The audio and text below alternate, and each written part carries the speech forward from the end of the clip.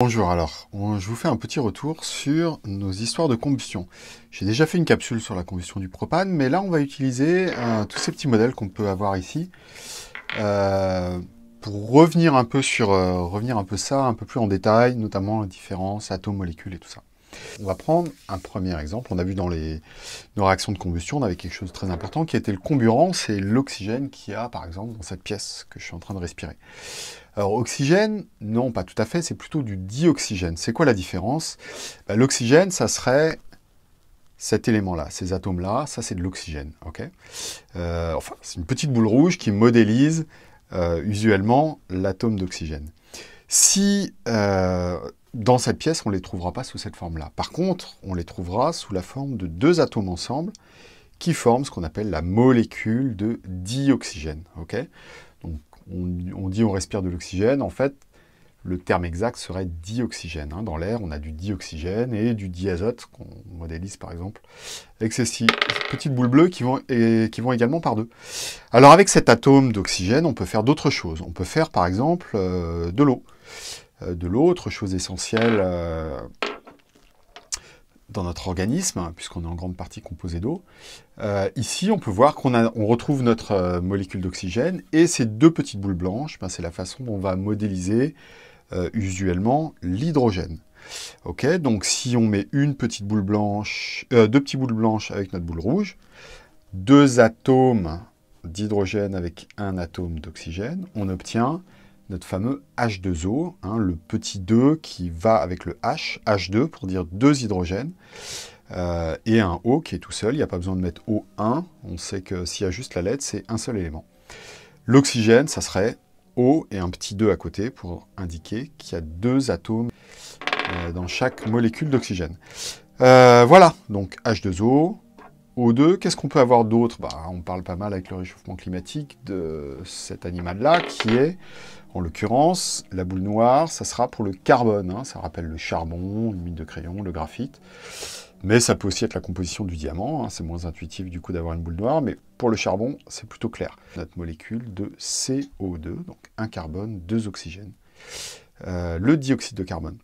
Voilà, dioxyde de carbone, CO2, notre molécule d'eau, H2O, notre molécule de dioxygène. Ok, trois premières molécules. Alors, dans ce qu'on a étudié, on a vu notamment les combustions. Alors, on a fait des combustions d'hydrocarbures.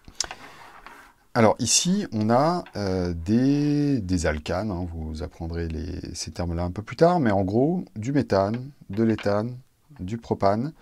Propane, utilisé par exemple ce genre de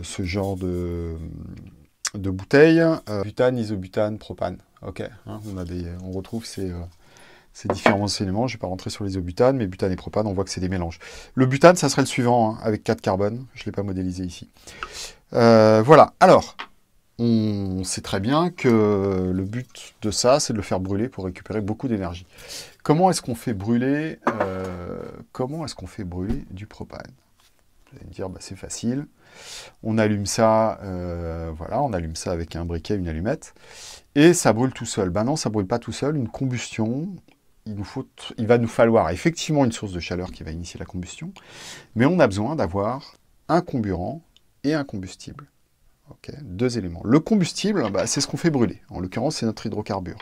Par exemple, on va partir tout simple, on va prendre du méthane. On veut faire brûler ce méthane.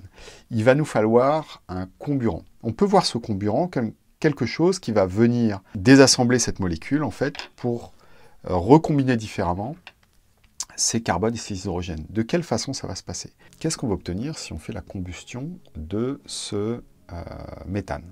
On va obtenir de l'eau, et on va obtenir du dioxyde de carbone. Ça, ce sont les produits de notre réaction. Nos réactifs, c'était notre combustible et notre comburant. Donc le combustible, méthane, le comburant, dioxygène, les combustibles, et on va obtenir les produits, c'est ce dioxyde de carbone et de l'eau. Okay, donc le dioxyde de carbone qui va se dégager, qu'on pourrait détecter avec de l'eau de chaux, qui va se troubler, qui va devenir opaque en présence de dioxyde de carbone. On a fait l'expérience en cours. Et de l'eau, vous allez pouvoir observer de la condensation sur cette paroi froide. Donc, les produits de notre réaction, les réactifs. Est-ce que je vais pouvoir vraiment fabriquer ça avec ces deux choses-là? Bah, je me dis, ok, alors mon carbone, qu'est-ce qu'il faut que je fasse de mon carbone? Mon carbone, il faut que je lui colle 2 hydrogènes. Ok, on va lui coller 2 hydrogènes. Alors, 2 hydrogènes. Ça marche, j'ai pu faire mon CO2. Problème, qu'est-ce que je vais faire de mes hydrogènes? Alors, on peut voir ici que j'ai pu recombiner mon atome de carbone avec 2 atomes d'oxygène, pas de problème, j'ai pu former mon CO2, pas de souci. Mais qu'est-ce qu'il me reste? Il me reste des hydrogènes tout seul, c'est-à-dire que comment je vais faire pour fabriquer de l'eau avec tout ça? On voit bien que j'ai pas du tout la même chose. Et souvenez-vous, extrêmement important, la matière se conserve. Et quand on dit la matière, ce sont ces fameux atomes. Les molécules peuvent disparaître. On voit bien que ma molécule de méthane, elle a disparu. J'ai plus de molécule de méthane. J'ai transformé ça, mon carbone, il est passé dans cette molécule de dioxyde de carbone. Mais mon atome de carbone, lui, il est toujours là. Les atomes se conservent, les molécules peuvent apparaître et disparaître.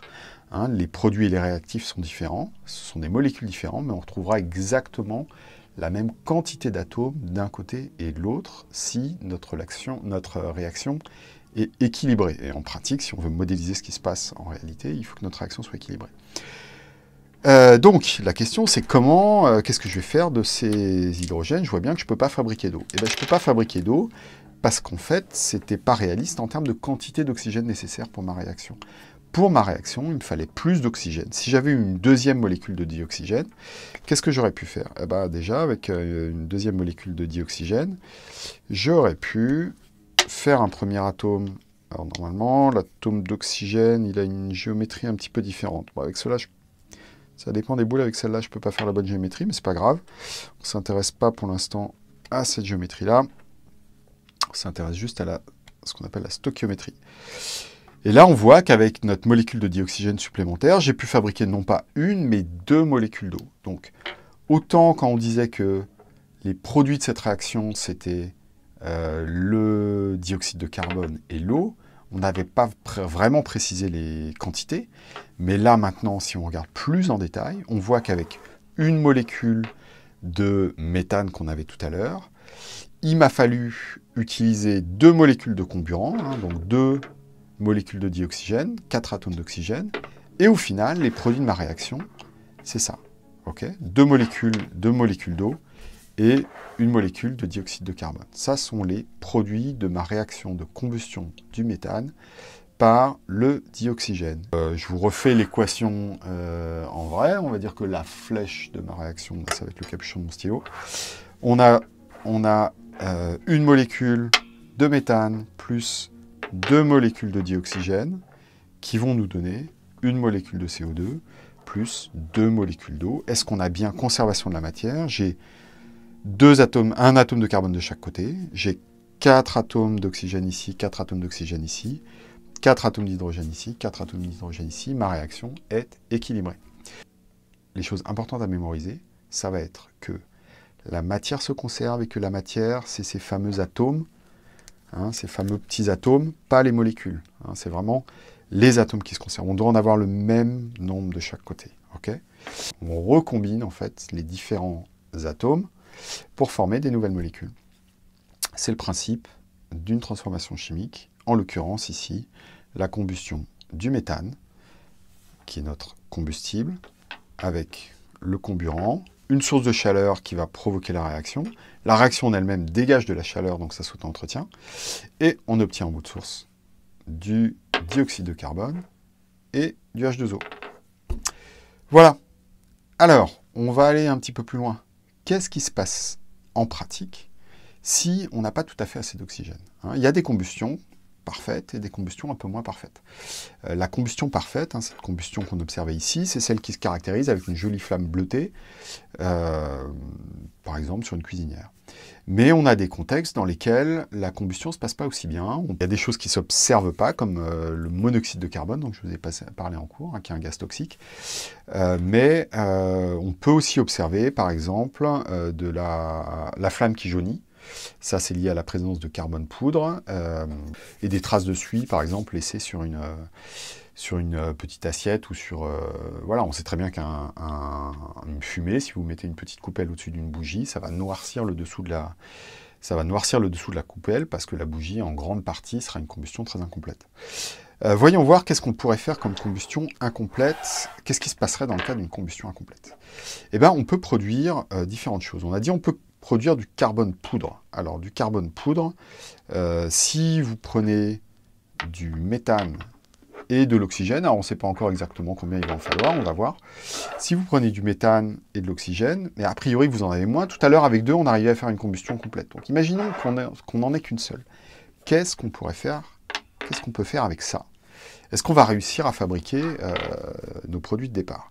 Ben non, déjà on voit, de toute façon on n'aura pas assez, d'oxygène. L'hydrogène se recompose toujours avec l'oxygène. Alors, ici on a 4 hydrogènes. Donc comment est-ce qu'on peut les recombiner? Ben, ces 4 hydrogènes, on peut les recombiner, on va réutiliser, toi tu restes là. On peut les recombiner avec nos 2 atomes d'oxygène pour obtenir, ben, qu'est-ce qu'on va obtenir? On va obtenir une et 2 molécules H2O. Ok, donc on a réussi à fabriquer l'eau. Ok, par contre, pas de dioxyde de carbone cette fois-ci. La seule chose qu'on a réussi à fabriquer, c'est du C tout seul. C'est de la poudre de carbone, c'est ce qu'on appelle la suie aussi. C'est ce qui va à la fois donner une couleur jaune à notre flamme, et c'est à la fois ce qui va laisser des traces noires sur la coupelle que vous mettez au-dessus de la bougie. Ça, c'est une combustion très incomplète. Alors, on peut avoir un cas un petit peu intermédiaire. Alors, je reviens à ma situation de départ.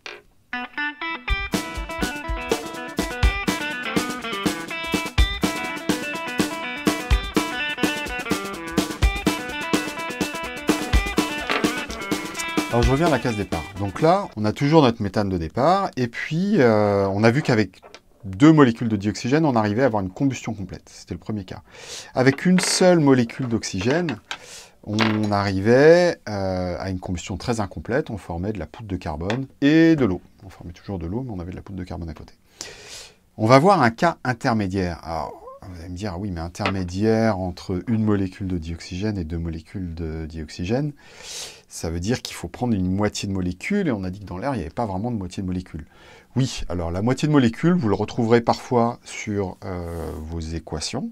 On va mettre des coefficients. On peut utiliser les coefficients 1,5, parce que c'est un peu plus commode de dire, bah voilà, pour une molécule de méthane, qu'est-ce qui se passe si on utilise une molécule et demie? Mais en pratique, ce qui se passerait, c'est qu'il faut tout multiplier par 2. Donc là, le double de 1,5, bah, c'est 3. Et le double d'une molécule de méthane, ça serait ça.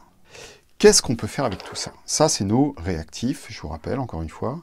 Le combustible, le comburant. Le combustible, c'est notre hydrocarbure, hein, hydrogène et carbone.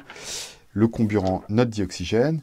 Et habituellement, eh ben, on a vu que notre hydrogène va se recombiner avec l'oxygène pour former de l'eau. Et on a eu différents cas de figure. On a réussi à avoir du CO2 quand c'était une combustion complète. On avait du carbone tout seul quand on était... Et revient la carbone tout seul. Hop, du carbone tout seul quand on était sur une combustion très incomplète. Mais on va voir qu'on peut aussi former le monoxyde de carbone. Hein, contrairement au dioxyde de carbone, le monoxyde de carbone, lui, n'aura qu'une seule molécule d'oxygène attachée à notre carbone. Alors, on va voir ça. Là, hein, c'est un petit preview de ce qu'on va réussir à trouver, mais on va recombiner tout ça. Donc j'ai tout ça. Alors là, je commence à faire mon Lego. Il va s'agir déjà de recoller tous ces hydrogènes avec nos oxygènes. Alors c'est parti.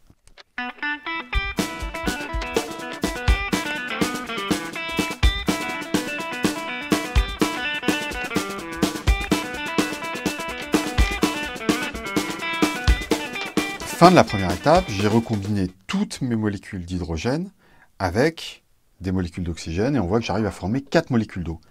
Qu'est-ce qui me reste? J'ai encore toutes ces molécules-là à agencer. Qu'est-ce qu'on peut faire? On peut faire cette fois-ci 2 molécules de monoxyde de carbone. Hein, cette fameuse molécule qui est toxique parce qu'elle va se fixer sur l'hémoglobine dans notre sang beaucoup plus facilement que l'oxygène. Donc elle prend la place de l'oxygène. Et comme celle-là, elle ne sert à rien dans nos cellules, alors que l'oxygène, on en a vraiment besoin, elle est très dangereuse. Okay, voilà, donc monoxyde de carbone, 2 monoxydes de carbone et 4 molécules d'eau. C'est ce qu'on arrive à fabriquer si on a un peu moins d'oxygène que notre combustion parfaite et un peu plus que la combustion très incomplète qui donnait que du carbone.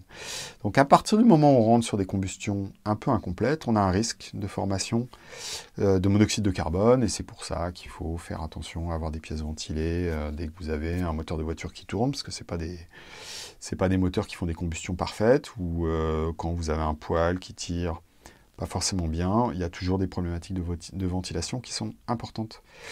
Voilà pour 3 combustions différentes du méthane. Pour la partie mise en équation, je vous renvoie à l'autre capsule, par exemple sur la combustion du propane, où je vous avais écrit en détail tout ça, mais sans jouer un peu avec les modèles. Voilà, j'espère que ça aura éclairci un peu tout ça, et moi je vais ranger mon bazar.